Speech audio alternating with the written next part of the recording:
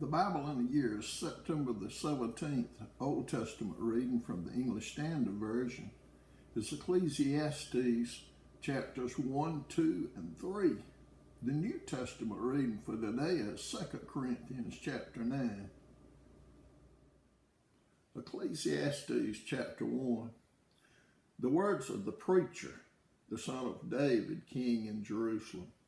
Vanity of vanities, says the preacher, vanity of vanities, all is vanity. What does man gain by all the toil at which he toils under the sun? A generation goes and a generation comes, but the earth remains forever. The sun rises and the sun goes down and hastens to the place where it rises. The wind blows to the south and goes around to the north. Around and around goes the wind, and on its circuits the wind returns. All streams run to the sea, but the sea is not full. To the place where the streams float, there they flow again. All things are full of weariness. A man cannot utter it. The eye is not satisfied with seeing, nor the ear filled with hearing. What has been is what will be, and what has been done is what will be done, and there's nothing new under the sun. Is there a thing of which it is said, see, this is new? It has been already in the ages before us. There is no remembrance of former things, nor will there be any remembrance of later things yet to be among those who come after. I, the preacher, have been king over Israel in Jerusalem. And I applied my heart to seek and to search out by wisdom all that is done under heaven. It is an unhappy business that God has given to the children of man to be busy with.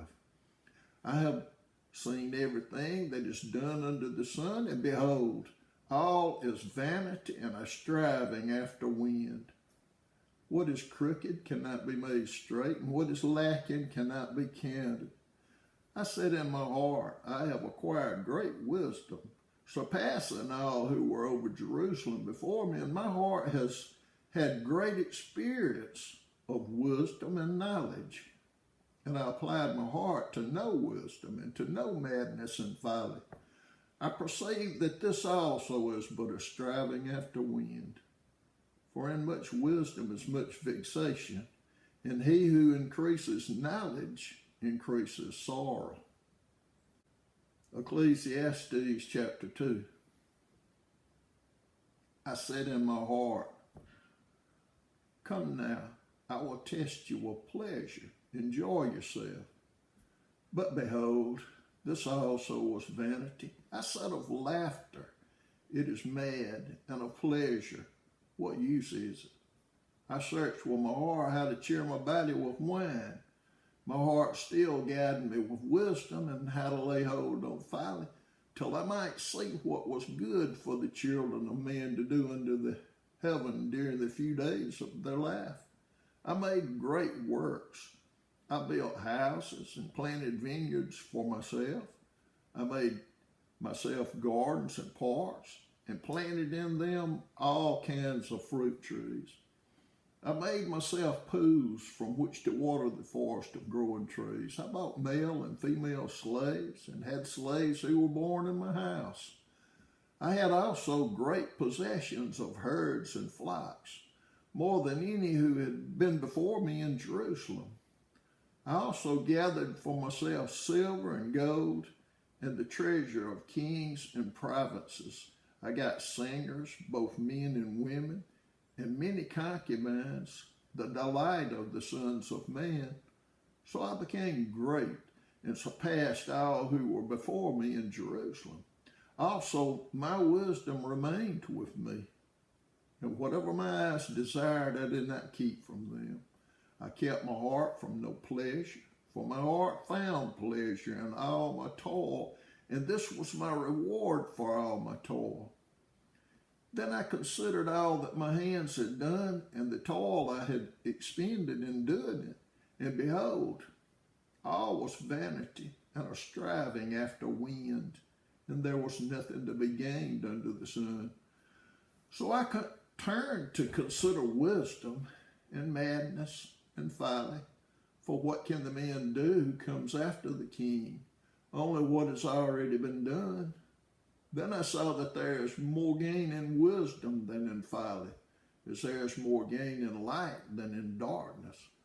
The wise person has his eyes in his head, but the fool walks in darkness. And yet I perceived that the same event happens to all of them. Then I said in my heart, what happens to the fool will happen to me also. Why then have I been so very wise? And then I said in my heart that this also is vanity. For of the wise as of the fool, there is no enduring remembrance, seeing that in the days to come all have been long forgotten. How the wise dies just like the fool. So I hated life, because what is done under the sun was grievous to me. For all is vanity and a striving after wind. I hated all my toil in which I toiled under the sun, seeing that I must leave it to the man who will come after me. And who knows whether he will be wise or a fool? Yet he will be master of all, for which I toiled and used my wisdom under the sun. This also is vanity.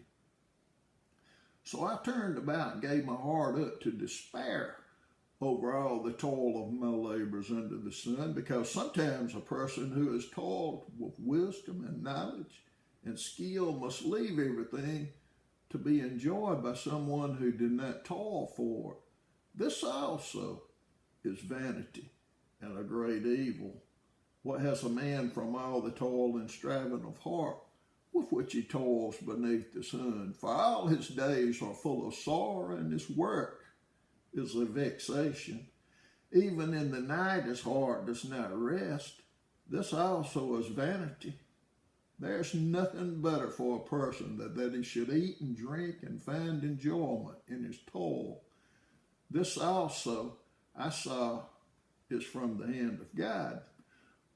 For apart from him, who can eat or who can have enjoyment? For to the one who pleases him, God has given wisdom and knowledge and joy, but to the sinner he has given the business of gathering and collecting, only to give to one who pleases God. This also is vanity and a striving after wind. Ecclesiastes chapter 3.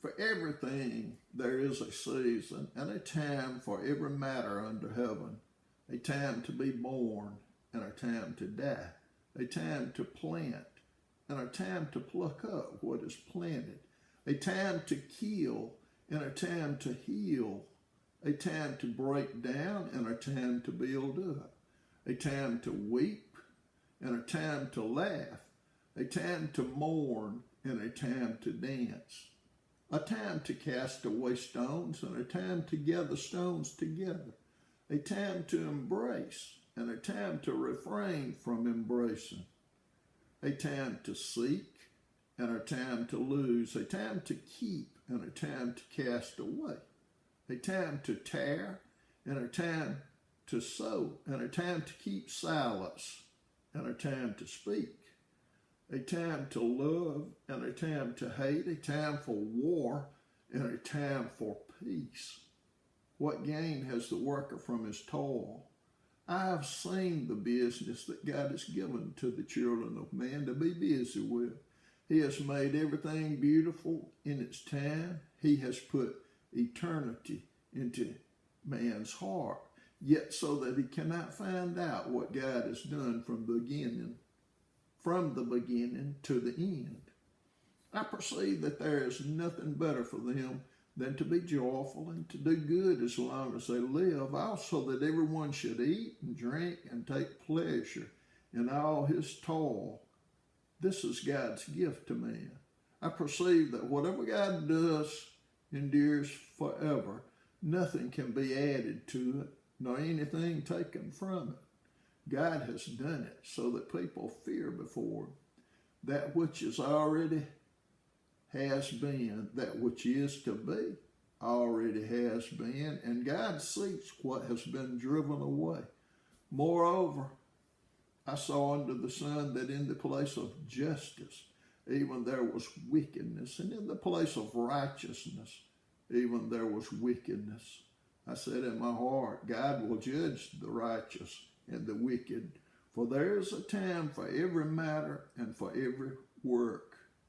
I said in my heart with regard to the children of man that God is testing them, that they may see that they themselves are but beasts.